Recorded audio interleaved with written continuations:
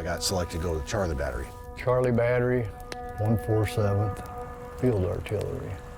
I was deployed with this platoon in July of 2005 until September of 2006. So we spent about 12 months in Baghdad. Our mission over in Iraq was to train and evaluate the Iraqi police.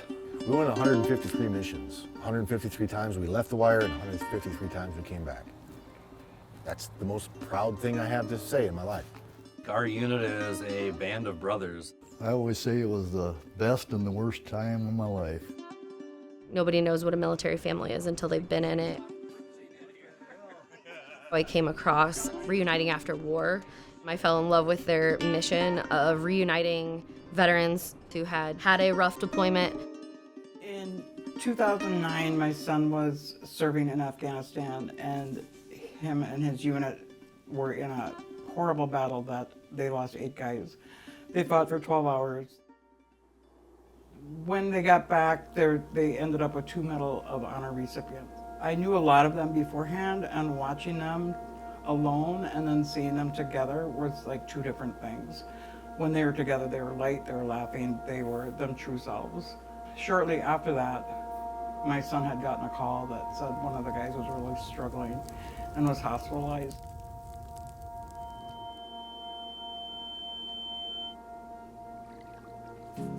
So we were talking, and I said, what would make you guys whole? What do you guys need? And he said, if you get us together, that will help a lot. And I founded Reuniting After War in 2016. I don't think there's anything else that is more satisfying than military family coming back together. We talk about camaraderie, man, to be so close to death, how much more you live. You don't know if it's your turn when you go outside the gate. You don't know if it's your turn when you go to bed that night. Camaraderie-wise, I think it's the definition of that, when you can put your life in somebody's hands. My job was to honor the oath that I made to their folks, because I told their moms I'd bring them home. The whole thing, it's war, right? So it's violent. There's no way around it. There wasn't a single mission that was just an easy day. The only easy day was 3 days ago. That's it. All of your days were glorious and terrible, 99.87% boredom, and then, 0.1% of utter chaos. It's boredom until it's not boring, and then it's fucking chaos. Our area of responsibility was southeast Baghdad, to include an area called Salman Park. The insurgency in the south side of Baghdad and Salman Park was pretty heavy during that time. We've had more close calls than I can think about. I remember our actions on December 4th when Richard Shield was killed, as well as a friend of mine, Dan Chuka, was KIA. I think of the 4 guys that we lost all the time. I think of my little brother every day. Irony, Rich's birthday was November 29th. And on his birthday, he moved me in with Rich, so we bunked together. On Sunday morning, December 4th, we woke up and we went and got something to eat because we both had a mission at 1300 that day. I had a radio go down. I'm supposed to go out the gate first. I'm in the second vehicle. Rich went out the gate first because my radio went down. He was in the second vehicle. Rich gets hit by an EFP and he was killed. Alan Kokesh Jr. was wounded pretty severely and he died 2 months later from the injuries. And then we had some heroes move in to try to rescue him, and they were hit. And now Dan Chuka was killed also in that attack. And then here I am with my squad coming in, and I thought, how great was that I got to spend a week with them, right? He was killed on December 4th, and we loaded him up on a chopper that night. December 5th, my guys gave me a ride over to Baya, and I caught a flight to Kuwait. We were driving to the airport in DC, and there was a thing that said Arlington, and I said, Arlington, and I said, Rich and I were going to go there. And he said, "That's your brother?" I said, "Yep." He took us there.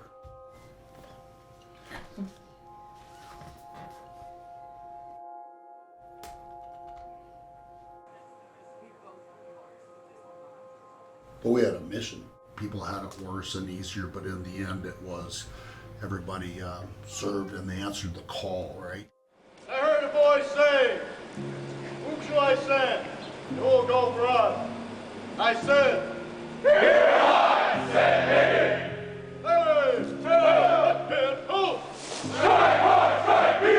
Coming home, we flew in to Sioux Falls, South Dakota, to 150 plus Harleys or motorcycles and Rolling Thunder group, multiple buses. We rolled through my hometown. There was no more than a full block of space that was not littered with people, signs.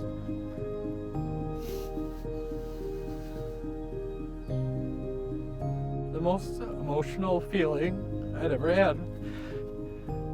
And that was just one town. We leave that town, and between Yankton, South Dakota and Vermilion, South Dakota, I think it's like 18 to 20 miles, farms putting up 30-foot American flags, fence posts with signs, "Thank you for your support. I'm so happy you're home." Like, there were thousands of people.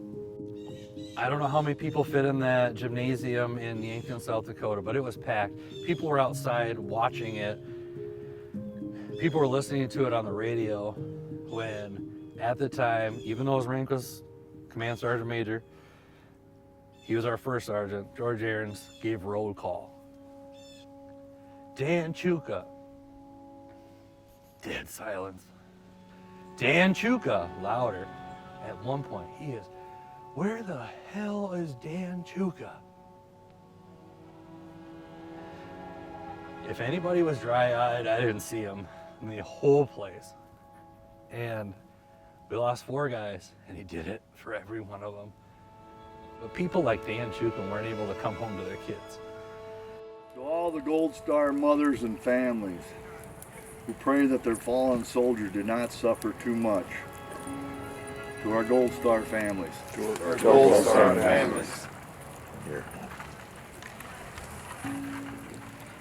To our brothers who have passed since returning home. Sergeant Keeler, September 30th, 2017. To Chris Keeler. To Chris Keeler. Sergeant Barnes, September 14th, 2022. To Doyle Barnes. To Doyle Barnes.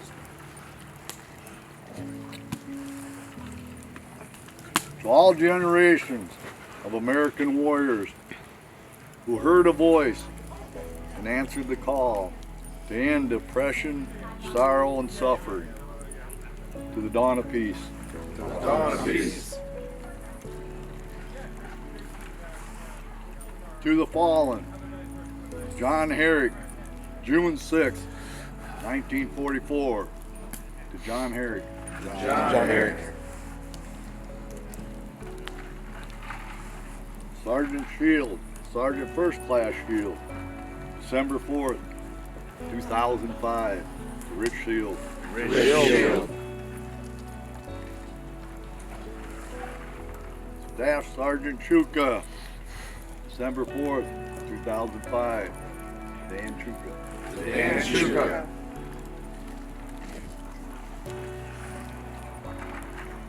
Sergeant Kokish, February 7th, 2006. Alan Kokish. Alan Kokish. IPLO Mesa, May 8th, 2006. To Rudy Mesa. To Rudy Mesa. Staff Sergeant Wagner, May 8th, 2006. Greg Wagner. Greg Wagner.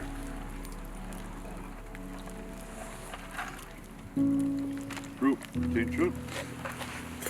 And I heard a voice saying, Whom shall I send? And who will go for us? And I said, Here am I, send me.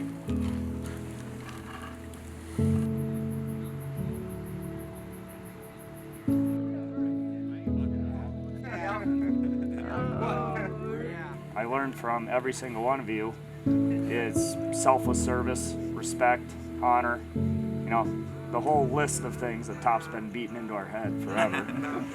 And if you need help, don't ever be scared to ask for help. We're all here.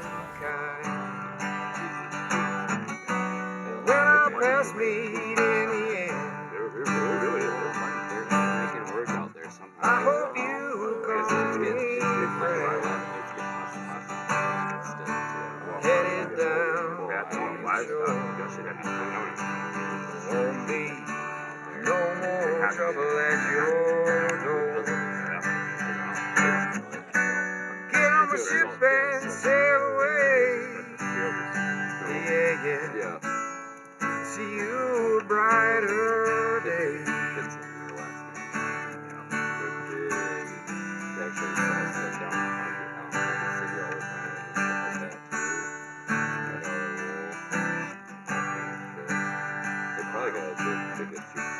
I had enough being wrong.